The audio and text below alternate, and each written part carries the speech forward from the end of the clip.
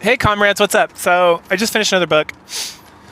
This one is Ramses the Damned. It's an Anne Rice novel, and it's definitely more on the end of her super erotica. There's a lot of like banging it out and thrusting in with your lust and gripping the soft breasts and the nipples. A lot of that shit in this one. And then she wrote a sequel, which I'm currently going through with her son, Christopher Rice. And then I think he wrote like the finale of the trilogy. So I've never read the I've read this one before. I owned it at some point, and then like I have lost like all my library books. When I say library books, my personal library of books, like several times, which is unfortunate. But just that's what you get for moving around and being like a hobo, essentially going to like all these universities and living with strange people. So it is what it is. But reading through it again, I remembered most of it, and we'll talk about it. But yeah, it's definitely it's in the erotica realm for sure, right? Like I can read interviews of vampire, and it's like got erotica. It's kind of like I would say it's more romantic. Like it's more of like a romance novel. I don't think the first interview with the vampire has like any. I don't think any of the vampire books have like erotica in them that I can remember. They might, but it's usually like more implied, or like they'll be like giving blood or like holding each other close, and like maybe there'll be like a sensual kiss, and like Anne Rice really gets into like, ooh, the warmth of the blood and all this stuff. But I don't think there's any like, and then I took my penis and I rammed it into her. Like, there probably is somewhere, but generally the vampire is like the most not or most like safe for work series she has. Because the werewolf one definitely has like banging out. The witch one is super erotica, like way more than this. This one's erotic. Oh no, she has like the Jesus ones are pretty good, and then she has one about like an angel that goes through time, and there's like no erotica in that either. Anyway, so this is not the most erotic thing. But it's like if you're easing into like her more erotic stuff, this is like kind of the first dip, because it's not like a major focus, but it happens often, I would say. And it's erotic, right? It's like erotic visual novel erotic. Like there's a lot of descriptions about it. So if you're one of those ladies that is into that, this is definitely the book for you. All right. So what is the story? So the story is there's this guy, and he's like an Egyptian archaeologist, and he finds the tomb of Ramses. And there's like this other tomb of Ramses, the second that everyone thought was actually the tomb of Ramses, but no, he found the real tomb of Ramses. And inside, he's like super excited, trying to get all this stuff ready. His nephew's there with him, and his nephew's like an asshole. And the reason this guy can be an archaeologist is he's a British guy who owns like one of the largest like shipping companies in the whole country. And so he left it in charge of like his brother and his daughter, and then came to Egypt to like live out the rest of his life doing Egypt shit, which is what he always really wanted to do. So, and then his brother like has mismanaged the company, and everyone knows it. And then he brings his nephew got sent with him because he's a total dirtbag who just doesn't like take care of the finances at all, and thinks he's like a prince. Essentially, he can just do whatever he wants. And he's just like banging chicks around Egypt, and he's pissed off because he blows all his money on drinking and gambling. And his uncle's like, no more, I'm cutting you off. And so then what he does is he uses some of these poisons they find in the tomb to poison his uncle, and then be like, "Oh my gosh, he had a heart attack! Oh no, what should we do?" So at that point, everybody comes back, and we get introduced to Elliot, who's the brother, and Julia, who's the daughter. And Julia is engaged to Elliot's son. I can't remember what his name is. It's kind of unimportant. Alan, something like that. I'm gonna go with Alan. So, and then Alan's is just like he's a super sweet, like cuck boy essentially. He was just like the nicest boy ever, and he's very charming. But Julia has like no interest in it, right? Because Julia's like, she wants like a real man, who ends up gonna be Ramses, the immortal Ramses, with his like rock hard dick and everything else. So, Henry is still mad because Julia's not going to give him any money, because now she's completely in charge of the company, and she's trying to deal with Alan, and he wants to get married, and she's like, yeah, we'll do it eventually, yada yada yada. And then like Elliot wants him to get married because he's like a duke or a marquis or something, but his family has like no wealth, so like getting married into like this wealthy merchant family will like help ease everything, like paying off their like royalty debt, which is like a real British thing I've like read about, and it's what The Gentleman's somewhat based upon too. So watch that movie if you want to know more about it, or hear the TV show's good, but I don't know if they really dwell on like how these ancient nobles have like are like bankrupt, but they have like vast swaths of land, so there's like things they can do. If they like are utilize their resources in a more easy manner. Anyway, so he gets mad, so he tries to poison her, but then Ramses has like had enough, and he's had enough like access to sunlight because they brought all the Egyptian stuff back to be in like Julia's mansion, and so he puts a stop to that by almost killing Henry, but then he's not strong enough yet, so Henry is able to escape. So Henry runs off to be with one of his whores, and Julia's like stunned. Oh, and there's Samir. Samir's the he's the like best friend forever of the dad. I can't remember his name. He's Egyptian, and he's also like an Egyptian guy. Anyway, so Ramses slowly comes back to life, and then Julia comes to terms with the fact that he's like an immortal mummy, and then she's super turned on by him. And then apparently, like whatever Ramses like recalls, like getting the elixir of immortality from some old like Chaldean lady, like 5,000 years ago or 2,000 years ago. And so at this portion of the book, it's just a lot of like him being stunned by like modern technology and him trying to like seduce Julia and her trying to resist his temptations because she's like madly in love with him like immediately because he's so hot and has a huge dick.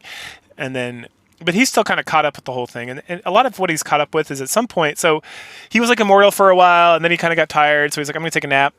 And then his like great grandson, Ramses the Third or something, or fourth, woke him up, and then he helped them out, and then he was like, I'm going to go wander the world. So he wandered the world and then went back to sleep. No, he wandered the world, came back, helped his like grandson out, and then he's like, I'm going to take a nap. So he took a napsy, and he just like, hey, if any of the kings or queens of Egypt ever need my help, they can come wake me up, just give me sunlight. And so when Cleopatra was around, she needed help to like fend off like the Romans and everyone else, and so she woke him up, and then they kind of became lovers. And then Ramses like, well, I'm gonna sleep for like 1,000 years, I'm gonna go wander around again. And by the time he got back, she had banged out Julius Caesar and then was in love with Marcus Antony. And then at this point, this was like the point in history where like the Romans had like overthrown Marcus, or about to overthrow Marcus Antony, and put in like Thaddeus something, I think. I can't remember exactly what it was. I'm not a big Roman history guy. So she wanted the elixir to make Marcus immortal, and then her immortal, and then they'd make like an immortal army and like rule the world. And Ramses was like, I'm way too smart for that shit. That's dumb. I'm not doing that. And then Marcus gets killed, and then he was still in love with Cleopatra because she's like the most beautiful, blue-eyed Greek, pale-skinned woman who's ever existed, which is a fact. And I don't know if she's beautiful, but they literally have fucking murals drawn of her from like back in the day with like full color and everything. Anyway, so then that's why she poisons herself to death to like punish Ramses, and then he's so distraught he like buries himself and is like, I'll never return again. And so that's like a huge thing. And then at some point he's at like the British Museum and he sees a sarcophagus that has dun dun dun Cleopatra in it, and no one knows it's Cleopatra. It's like unknown person in sarcophagus. So then he uses the potion, and up to this point, he's like fucking around with the potion. Like he like brings a hand back to life. We learned that like he tried to do a lot of stuff. He tried to create like immortal crops, but the immortal crops like poison the people who ate them because obviously they can't be digested because they're fucking immortal. And so he caused a lot of problems and stuff. So he's kind of buried the truth of the elixir and didn't want to share it with anybody because, it's just like it's untenable to have all this stuff going on in the food and whatnot. But then he uses it on Cleopatra. And it revitalizes her to some extent, but she's like mad, like crazy mad. So Cleopatra wakes up and is like a total monster. First of all, Ramses doesn't use enough of his like magic eternal life potion on her to like fully restore her to health, and so she's got like bones sticking out, and she's like cranky as shit, and she's like rah! And so he like freaks out and he's like ruh-roh, and then like these guards come and he like has to fend them off, and she like storms out of there and she starts killing people and like covering herself up and doing stuff. And eventually she bumps into Henry. Yes, she bumps into Henry, Julia's cousin, who's the real asshole who tried to kill people. And she gets... Oh, no. Who does she run into first? I think... Is that who she runs into? Sorry, I'm losing the track of like the order of events. Anyway, yeah. No, she runs into Elliot. Well, she kills some people, and then she runs into Elliot, and then Elliot's like trying to take care of her, and he takes her to Henry's place where Henry's living with some Egyptian whore, like instead of the English whore he was banging around with back in jolly old England. And he's like, hey, you wait here. We're gonna like figure all this shit out. I'm gonna try to find Ramses so he can come like do whatever. And she's like slowly gaining her memories back. But right now she's just like a carnal beast. And so Henry shows up, and he does something to piss her off. Like he tries to shoot her or something. And so she kills him. Which is fantastic. I think she kills him while Elliot's there, in fact. And then he's like, oh boy, well, I'll come back to this. Let's hide this body. Yep, that's what happens. I remember now. So they bury the body, or they hide the body, and then they wrap the body up, and then the whore gets some of like her friends to like take him to be embalmed to be like a new mummy. So he's out of the picture. And then Cleopatra's like hanging out, and this whore's there being freaked out, and then Cleopatra just kills her because she's like on a murder rampage at this point, because she's still trying to like, she's like been brought back from the dead, which has like never happened before. Because when Dude Meister used the potion, he was alive, so he just like became immortal and stuff. But she's like trying to like reconstitute herself. At some point, Ramses like tracks her down. And after he like escapes, and there's all these like shenanigans, and there's like, we go back to England, and people are concerned because the mummy's been stolen, because obviously it came back to life, and they're trying to like figure out what's going on with that. And Samir finds out about Ramses, and he's like, yes, my lord, I will follow you forever. And Julia's upset when she finds out that he brought Cleopatra back to life because she thought he loved her. And there's like all this fucking drama about that. But eventually Cleopatra gets like, he gives Cleopatra like the rest of the immortal potion so she can fully heal. And then they kind of fight, and then they fuck, and then he feels bad. There's a whole thing with these immortals. With this immortality potion, it makes you super hungry, super horny, and super thirsty. But nothing ever like fully satisfies you, so you want to fuck like constantly. And again, this is erotica, and this is a constant theme in this book. So then she flees Ramses, and he's all concerned. So he confesses like everything to Julia, and she's like really pissed off because she's like, I thought you loved me, blah, blah, blah, blah, blah. And then Elliot's trying to get the potion so he can live forever because he's like a dying old man, and who doesn't hate his wife. He just like is married because he's like a gay dude or something. So, you know, it's like the era, and so he just did what he had to do to like perpetuate the line. Meanwhile, so they're like, we gotta find him, and Julia's like, I don't know if I can forgive you, but we gotta find this Cleopatra lady, make sure she doesn't kill anymore. Something. And eventually her and Ramses over time kind of rectified their relationship, because he like confesses his love and is like apologetic, and he's like, I don't know what came over me. It's just like, you know, I'm like dumb, and I'm just a dumb 2,000-year-old god, essentially. Or you can't hold it against me. Shut the fuck up, Ramses. You dumb motherfucker. Anyway, there's like this big opera going on in town, Aida, which is fantastic, by the way, if you've never seen it. I saw it in New York several years ago, but good stuff, like real good. I love the opera. Fuck, I love the opera. It's so good. So all these people are talking about going, and she kills some more guys. She like runs into another dude and then fucks him and then kills him, and then she runs into another guy who like takes her to like the pyramids, and she's again slowly getting her memory back and getting really pissed off at Ramses and wants revenge, and learns about like all these other people who are involved. Then she kills that guy, and then the police are starting to look around because they're like, all these fucking like rich like British American guys are getting killed all over the place. Like, what the fuck's happening? And they think, for some reason, they think it's Ramses for whatever reason. Anyway, Elliot like pulls some strings with the governor because again, he's like a lord, and they like everything's forgiven. Ramses forgiven. He can like travel in public now because he was hiding because of this whole thing with like the museum and like people being dead at the museum after he was caught there, like being kind of shady, even though he didn't kill anybody. Meanwhile, Cleopatra bumps into what's his fuck, Alan. I don't remember. I don't think that's his name, but Elliot's son. And then him and her, like, she like actually falls in love with this guy because he's so pure, and great, and awesome, and he loves the sex, and they have lots of sex, and it's very, very detailed description. And Alan gets like over Julia pretty quick because she's kind of been like, I'm not gonna be with you. Sorry, bro. And then Elliot keeps trying to get everybody out of there and keeps trying to get Ramses to give him the immortality potion.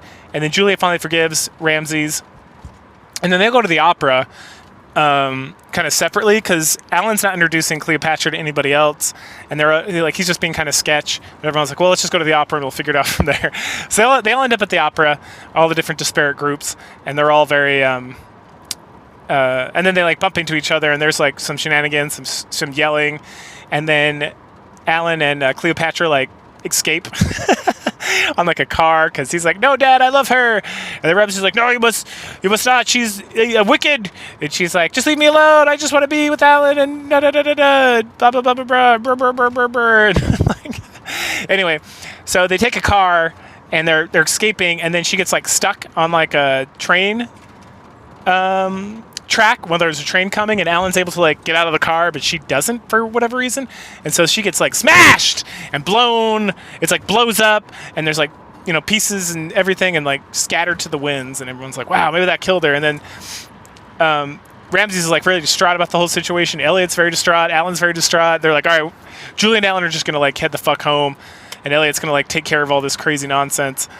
And Ramses gonna keep. He's got to like find all the pieces of Cleopatra so he can like tie him to a rock and throw him in the water so that she can never be like born again, because like this was a terrible, horrible mistake. And then we cut to